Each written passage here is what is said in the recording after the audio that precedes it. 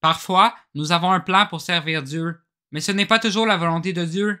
Il faut suivre la volonté de Dieu.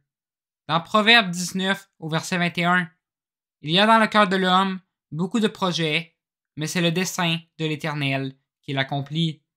Dans 1 Pierre 4, 1 et 2, ainsi donc, Christ ayant souffert dans la chair, vous aussi armez-vous de la même pensée.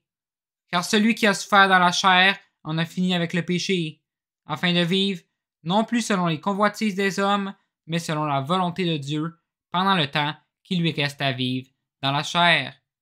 Seul Dieu connaît réellement notre avenir. Dans Jacques 4, au verset 13 à 15.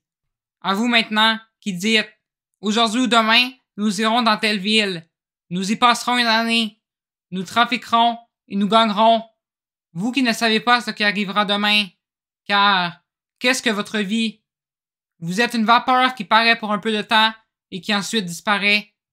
Vous devriez dire, au contraire, si Dieu le veut, nous vivrons et nous ferons ceci ou cela. Parfois, Dieu peut nous faire souffrir en faisant le bien pour accomplir sa volonté. Dans 1 Pierre 3, 17, car il vaut mieux souffrir si telle est la volonté de Dieu en faisant le bien qu'en faisant le mal. Vous pouvez connaître la volonté de Dieu par la prière. Pour commencer, David a prié pour que Dieu l'aide pour cela. Dans Psaume 143, au verset 10, enseigne-moi à faire ta volonté, car tu es mon Dieu. Que ton bon esprit me conduise sur la voie droite. Ensuite, la même instruction est donnée dans le Nouveau Testament, dans Colossiens 1, au verset 9 à 11.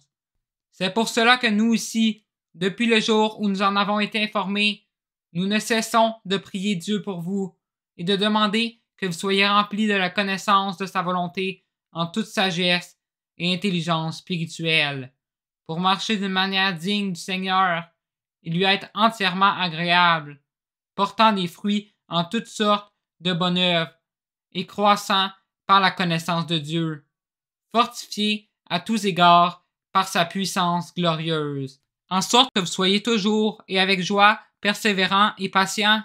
Dans 1 Jean 5, 14, nous avons auprès de lui cette assurance que si nous demandons quelque chose selon sa volonté, il nous écoute. Finalement, nous vivrons éternellement en faisant sa volonté. Dans 1 Jean 2, au verset 15 à 17, n'aimez point le monde, ni les choses qui sont dans le monde. Si quelqu'un aime le monde, l'amour du Père n'est point en lui. Car tout ce qui est dans le monde, la convoitise de la chair, la convoitise des yeux et l'orgueil de la vie ne vient point du Père, mais vient du monde. Et le monde passe, et sa convoitise aussi, mais celui qui fait la volonté de Dieu demeure éternellement. Faisons la volonté de Dieu en tout temps.